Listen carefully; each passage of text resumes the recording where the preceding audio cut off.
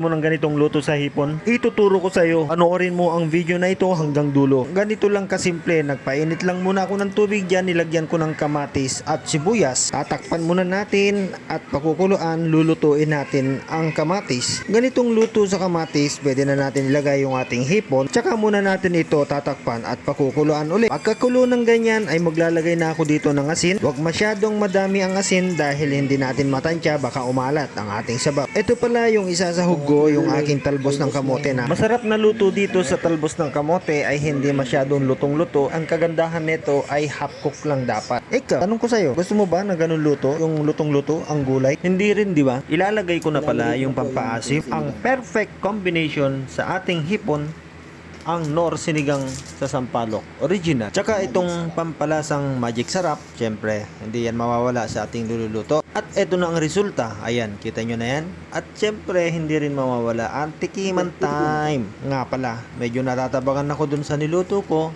at nilagyan ko na pala yan ng konting patis. Maraming salamat sa inyong panonood. God bless.